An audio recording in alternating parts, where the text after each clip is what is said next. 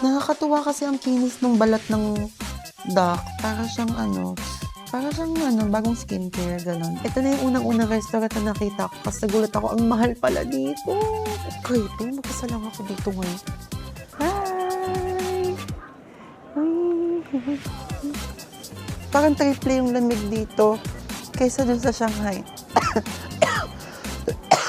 Lahat talaga ng mga railway station dito sa China or even siguro kahit saang bansa na merong mga high-speed rail, para talagang airport yung dating mo. Passport talaga ang ticket mo sa lahat.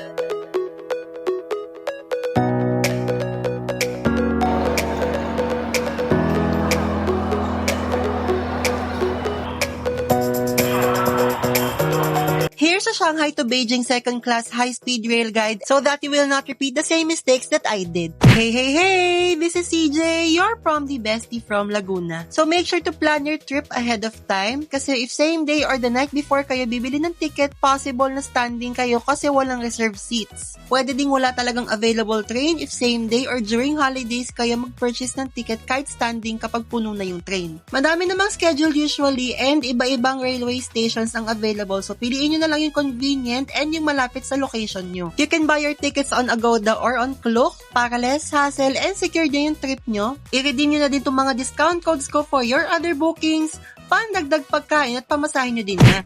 One thing na na-appreciate ko ay less hassle na din pala to compared kung sasakay ka ng domestic plane dahil wala na mga potential flight delays and hindi na makakonfiscate yung mga power banks na walang CCC mark. So I chose Shanghai Hongqiao Railway Station as my departure train and then arrival ko ay sa Beijing South Railway Station. Halos lahat ng railway stations na napuntahan ko sa China ay talaga namang napakalaki at organized na para bang airport yan. So kung first time nyo sasakay ng high-speed rail sa China, I strongly suggest na pumunta kayo sa designated railway station nyo at least 1 hour before your trip para less chances na maiwan kayo ng train gaya ng nangyari sa akin. Hanapin nyo yung vehicle number sa book ticket nyo para matingnan kung saang entrance or check-in gate yung train na sasakyan nyo. Usually, may mga LCD screens naman sa buong railway station na nakalagay lahat ng biyahe na train. Meron lang din mga security checks dito and need nyo ipakita yung passport nyo, so no need na ipakita pa yung ticket nyo since yung passport ay already connected sa ticket nyo. Then, hanapin nyo lang din kung saan yung car number nyo. Pagpasok nyo, meron namang luggage rack sa likod para sa mga maleta nyo and meron din overhead. Then, hanapin nyo na kung nasaan yung seat number nyo. Usually from left to right, A yung left window seat, then B, tapos C and D yung nasa aisle, and then F yung nasa right window seat. Ideally, ganito talaga sana yung experience kung meron kayong secured seats. So, very spacious na legroom, so kahit nasa window seat ka, hindi nakakaabala sa katabi kung gusto mong pumunta sa CR. Slightly adjustable din naman yung backrest, tapos meron ding tray table if gusto nyong kumain. Pwede naman kayo magdala ng outside food, or pwede rin namang umorder na lang kayo ng food dito sa loob ng train. From time to time, meron namang staff na dumadaan para magbenta ng food at mag-collect ng basura.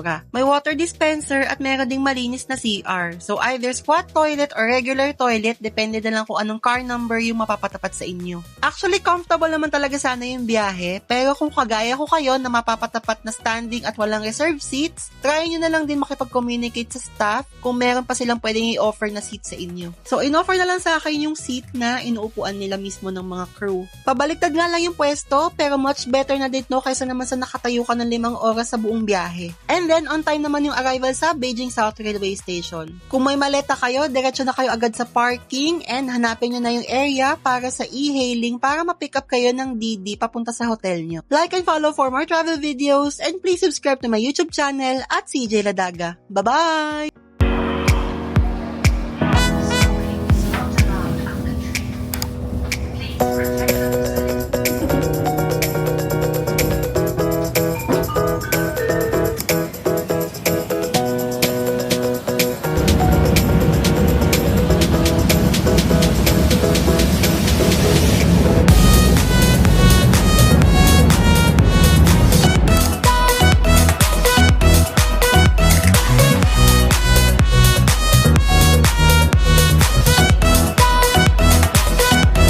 is already day 7 na siguro to. Day 7 here in Beijing. Yes, I finally arrived here in Beijing. Pero for now, ang mahalaga na lang muna ay makapunta na ako sa hotel ko at maiwan ko na tong maleta ko. Bigat-bigat na, no? Lahat talaga ng mga railway station dito sa China or even siguro kahit saang bansa na merong mga high-speed rail, para talagang airport yung dating, no?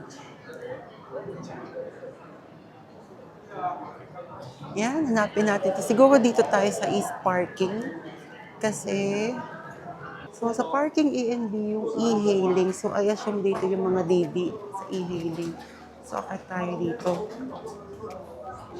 For this video, I will be riding the DD or yung Grab dito sa China, going to all places kasi 2 PM na ako nag-start makapamasyal and limited lang yung time ko. Pero you can still use the metro kung hindi naman kayo nagmamadali, and make sure to use a map para hindi kayo maligaw.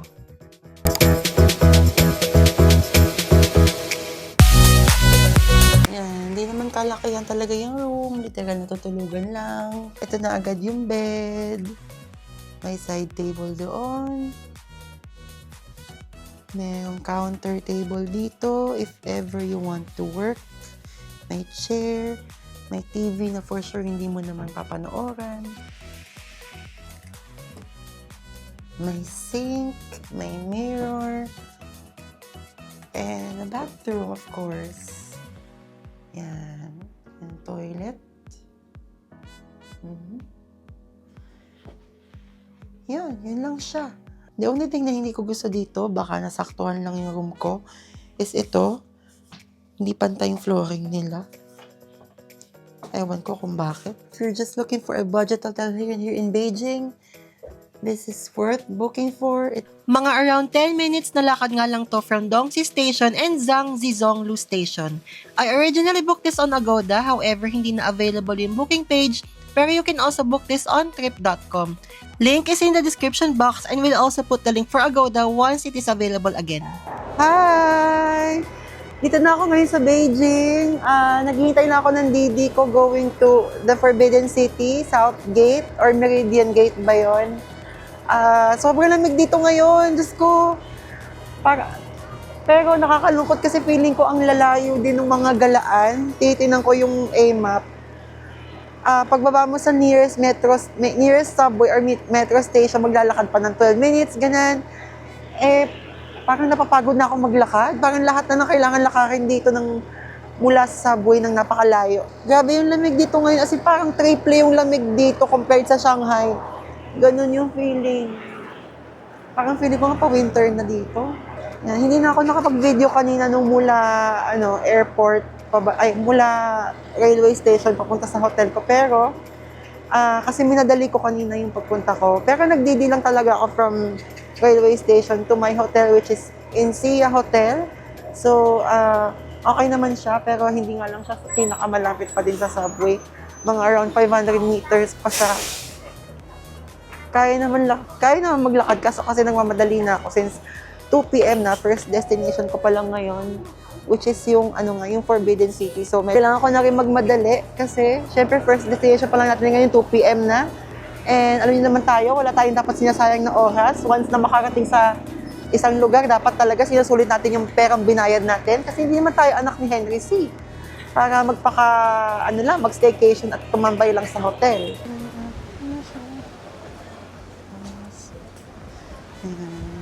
We're finally here at the National Palace Museum or Forbidden City sa South Gate or Meridian Gate ba yun? And yun, sobrang lamig dito. And ang daming naka-Chinese costume.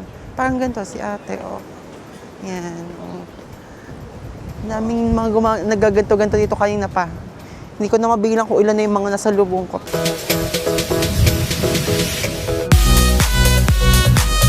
Dito daw yung entrance sa part na to, sa kaliwa.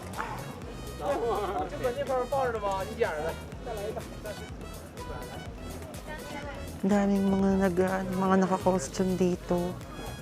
Mainit kaya yung mga suot nila. Paano nila nakakaya mag-costume ng ganito kalamig dito? Parang triple yung lamig dito kaysa dun sa Shanghai. Parang tumatagos talaga sa mga heat tech yung lamig.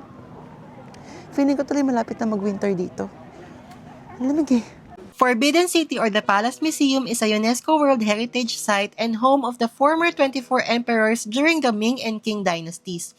Actually, fail talaga yung punta ko dito kasi Monday ako nagpunta and closed pa lang Forbidden City every Monday. I also read that they do not sell same-day tickets, so better to book your tickets in advance on Agoda or on Klook and use these promo codes para makatipid kayo. Pandagdag pagkain at pamasahe nyo din yan. Here are also other discount codes for all of your activities, hotels, tours, for your future travels dahil sa hirap ng buhay ngayon, hindi na natin deserve na magbayad pa na full price, kaya i-redeem nyo na yan ngayon lahat. Ito na yung The Palace Museum and I think yung Zhongshan Park din. Tapos dito naman daw sa kabila yung Cultural Palace. Oh, ang lamig! Hindi ko na nararamdaman yung kamay ko sa sobrang lamig. Hi!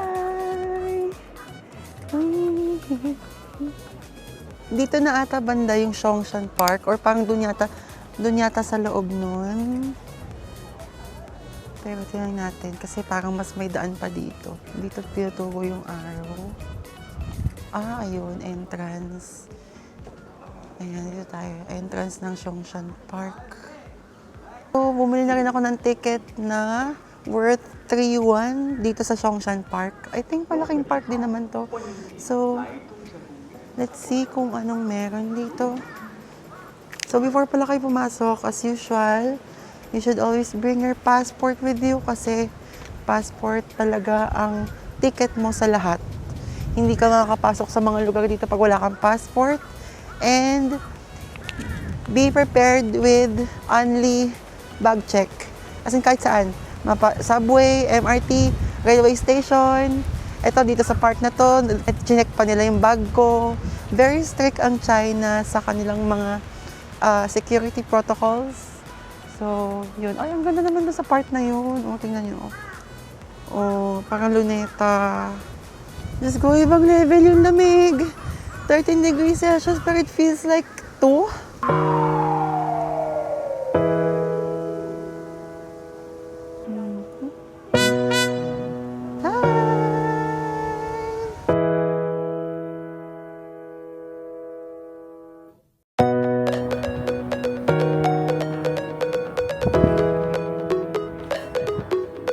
Dito na ako ngayon sa Jingshan Park.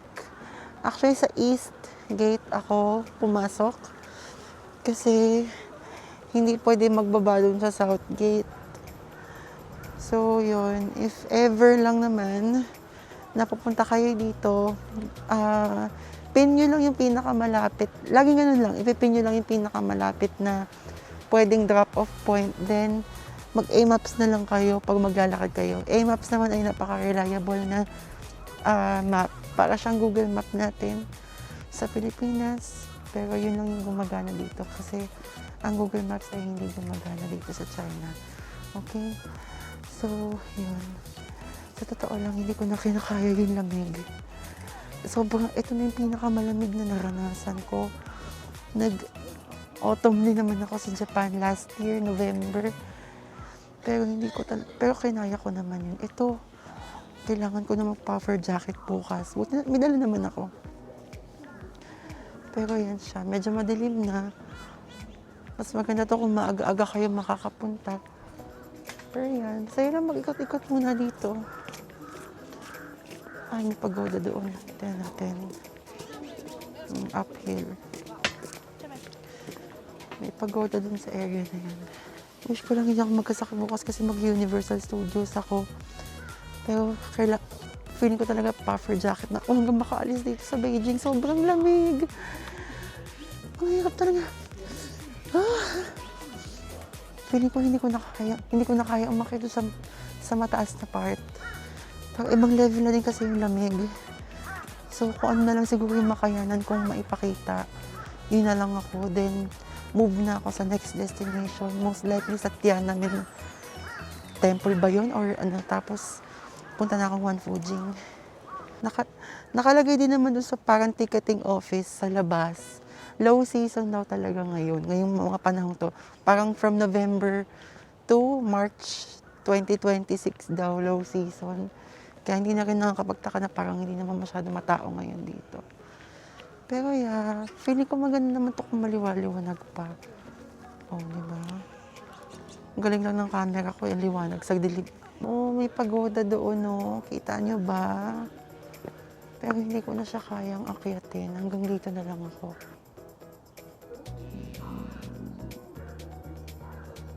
So, siguro ngayon, dinaanan ko lang talaga to para lang makita ko din kung anong meron. Pero so far, mas maganda naman pumunta talaga dito kung medyo maliwaliwanag pa. Mabilis kasi lumubog yung araw ngayon dito, ngayong season na to. So, I'm not sure lang. Siguro pag summer naman, mas late lumulubog ang araw. Pero ngayon kasi around 5 o'clock pa lang. Pero parang gabi na. Ganun yung feels. So, ngayon lalabas na lang ako sa Westgate. Dadari-diretsuhin ko to. Creepy, mag-isa lang ako dito ngayon. Pero hindi, ano yung liwanag? Ganda ng Westgate sa, mga 200 meters daw.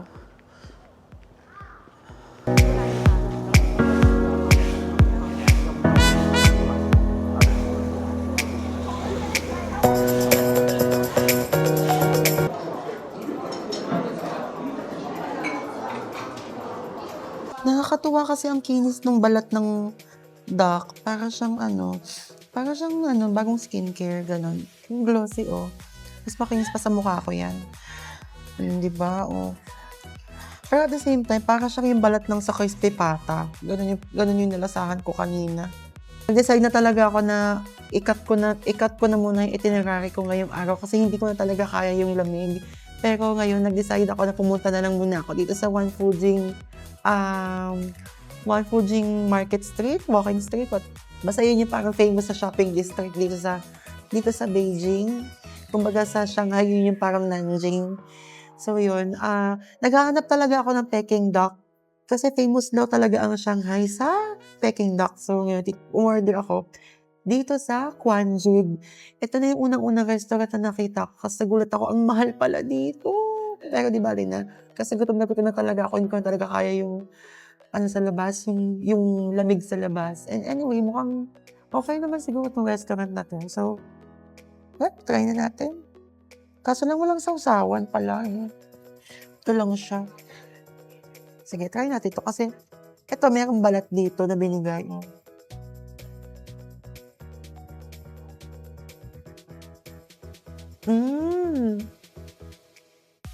Alam mo yung balat ng duck, para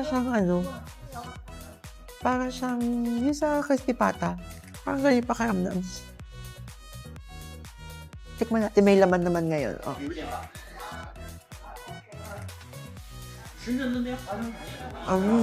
Kung ako, mas gusto ko sanang may sausawan siya. Kaso wala siya na pinaprovide na sausawan.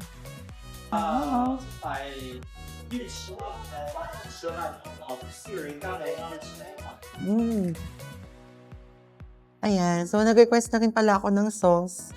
Actually, may bayad pa siya. 6 yuan. Ang mahal. Pero sige, try natin. Sana masarap pag may sauce. Tikman ko muna itong isa. May parang dito eh.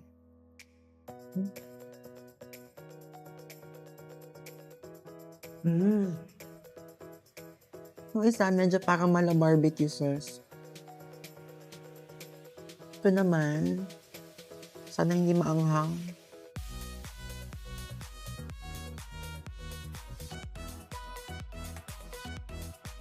Isang parang barbecue sauce, isang parang teriyaki sauce. Here are the total expenses for this day. At maraming salamat po sa panonood mula umpisa hanggang dulo. So please like and subscribe and follow me on my other social media accounts. Madami na rin ako na-upload ng mga travel guides on my TikTok account na baka makatulong for your next travel. I'll see you again on the next video. Bye-bye!